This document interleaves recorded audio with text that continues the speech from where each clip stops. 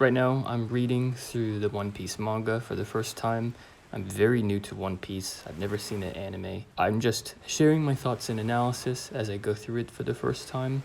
If I seem to be unaware of later story and character developments, please bear with me. Anyway, one of the things that makes Captain Kuro so interesting is that he's not just seeking treasure. Money is only part of it. What he wants is a different reality. One where he's respected by villagers and can spend his final days peacefully. In other words, he's seeking the realization of a certain version of reality that doesn't exist yet. If everyone believes in his reality, this reality will become true simply because it's believed.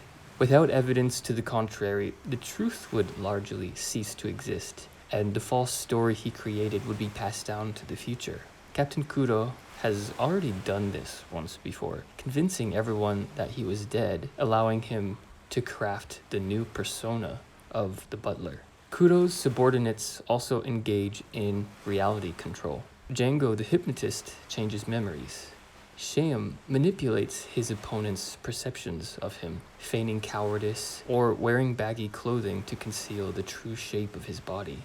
However, only Captain Kuro controls reality through his authority, bringing me to the main idea of this video: authority and truth gatekeeping.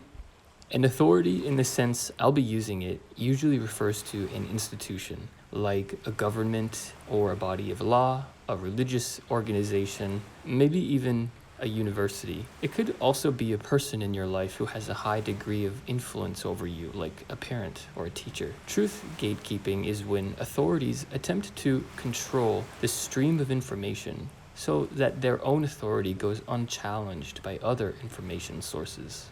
A good example would be how the media maintains control over one version of events, yet other media companies might offer a conflicting version. We see here that even if there is an objective truth, it's largely inaccessible to us because of truth gatekeeping by authorities. Most of the time, we need to take other people at their word and just assume they're telling the truth. For example, Usopp has only one information stream with which to learn about his father, namely through Luffy. He has no fact check by which to confirm that Luffy's version of reality is the authentic one. And as we see in this volume, there's no guarantee that our information streams are authentic. We are all like Kaya in the mansion, consuming information that comes to us through school textbooks, professors, parents, or the news, and we're mostly unable to verify that information in any meaningful way. The walls of Kaya's mansion are the boundaries of our experience, beyond which the information we receive through our senses is unverifiable.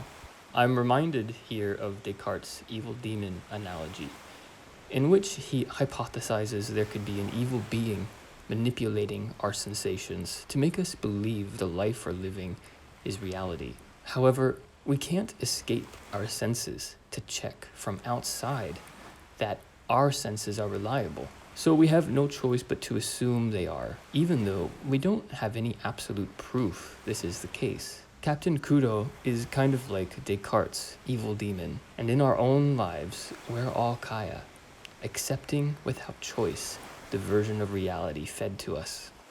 Usopp challenges Captain Kuro's authority, complicating the version of truth he's given to Kaya by mixing another information source into the information stream that reaches her. Notice how Usopp never enters the house, and it's only when Kaya has an interaction with something beyond its walls that she gets a glimpse of the truth, and she only becomes fully aware of Captain Kuro's manipulation of her after finally leaving the house, in a sense, escaping her previous boundaries of experience. I really appreciate the way Oda's themes are explored in all kinds of small details like this. He doesn't make them super obvious, but if you're looking closely enough and thinking critically enough, you can find that so far each arc has a certain thematic emphasis. He's proving himself to be somebody who introduces thematic concepts in various insignificant ways at the beginning of each arc, only to later develop them into their fullest expression. And that's something I really admire about his storytelling.